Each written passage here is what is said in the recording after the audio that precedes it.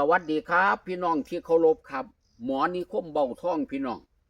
จากศูนย์เรียนรู้ภูมิปัญญาไทยสมุนไพรพื้นบ้านเพื่อสุขภาพหรือว่าเมืองหมอยาตำบลโน้นเมืองอำเภอหน้ากลางจังหวัดหนองบัวลำพูพี่น้องหลังจากวันที่18ธันวาคม2568ที่ผ่านมาพี่น้องที่เคารพครับที่บรรยายให้กับลูกกับหลานลูกหลานแพทย์แผนไทยปีหนึ่งของมหาวิทยาลัยราชภัฏอุดรธานีพร้อมกับคณะครูอาจารย์เพิ่นได้เขามาเบิ่งงานได้มาศึกษาอยู่เมืองหมอยาได้เว้าไปกับลูกกับหลานแล้วว่าลูกหลานก็เลยถามเรื่องว่ามันมีโรคตัวหนึ่งที่หลายๆคนหลายๆครอบครัวก็เคยเป็นทาลัสซีเมียพี่น้องอันนี้มันเป็นโรคที่เกิดจากพันธุกรรมอาการของคนเรานี่สีเหลืองพวกลังคนกับสีนาสิเป็นเติมคนอีสานบ้านเฮาเอิ้นว่าหน้าเหลืองเติมปานบักฮุงสุกคนบ้านเฮาว่านั่นเราบานี้สิมีอาการเมื่อยนะครับหันใจบ่อิ่มพวกลังคนก็เป็นคือจังบวมน้ำเหลืองเลือดหน่อยโลหิตจางแต่สำหรับมื้อนั้นที่บรรยายให้กับลูกหลานได้ฟังแล้วว่ามื้อนั้นที่ลูกหลานได้เข้ามานะครับนักศึกษาแพทย์แผนไทยปีหนึ่งของมหาวิทยาลัยราชภัฏอุดรได้ถามเราก็มีผู้ถามย้ำเข้ามาอีกมันบ่คักเพิ่นว่ามื้อนั้นที่บอกลูกบอกหลานไปแล้วก็ลูกหลานก็รับเอาหลายอย่างเข้าไปในสมองแต่ละคนนี่เพราะว่าไม่แต่ละต้นอยู่ในนี่มันบ่หน่อยเว้าไ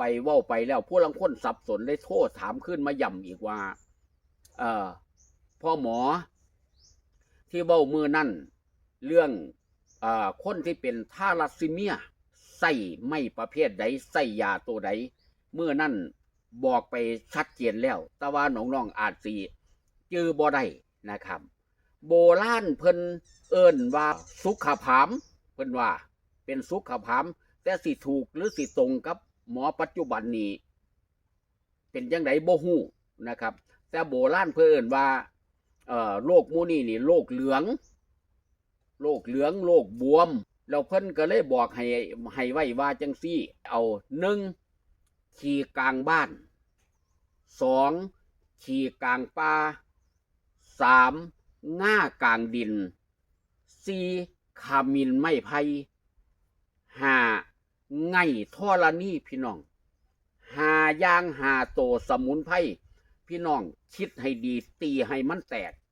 นะครับขี้กลางบ้านก็คือต้นขี้เหล็กบ้านพี่น้องขี้เหล็กบ้านก็คือขี้เหล็กที่เฮาเอายอดมันไปต้มกินนี่ล่ะขี้กลางบ้านขี้กลางป่าพี่น้องขี้กลางป่านี่ก็คือต้นขี้เหล็กที่อยู่น้ำป่าเพิ่นเอิ้นโบราณเพิ่นเอิ้นว่าต้นขี้เหล็กสารพี่น้องต้นขี้เหล็กสารระวังเด้อซื้อคำว่าขี้เหล็กนี่มันมีหลายแนวผู้ลังคนต้นซุ่มเฮ็ดเทศเพิ่นก็ว่าต้นขี้เหล็กเด้อันนี้บ่แม่นพี่น้องขี้เหล็กป่านี่ก็คือต้นขี้เหล็กสารที่อยู่น้ำป่าพี่น้องนี่คือขี้กลางป่าง่ากลางดินพี่น้องง่ากลางดินนี่คือนอหญ้าค่าเด้อง่ากลางดินแล้วขมิ้นไม้ไผ่นะครับพี่น้องขมิ้นไม้ไผ่ก็คือไม้ไผ่เหลืองนั่นเองพี่น้องลำใหญ่ๆที่เป็นลำเหลืองๆนั่นล่ะนี่ก็คือขมิ้นไม้ไผ่ต่อไปพี่น้องสุดท้ายไง่ธรณีพี่น้องไง่ธรณีโตที่5นี่ไง่ธรณีก็คือหญ้าแหวหมูพี่น้องหญ้าแหวหมูเอาท่อกันเด้อเอาท่อกันแล้วก็เอามาต้มพี่น้องหายาให้มันครบบ่ได้เด้ต้องหาให้มันครบแล้วเอามาต้มกินพวกหมู่นี้อาการทาลัสซีเมียนี่มันก็สิซวงสิเศร้าเสียหายไปเป็นโรคกรรมพันธุ์พ่อแม่ผู้ใดเคยเป็นลูกก็สิติดมานำหั่นล่ะ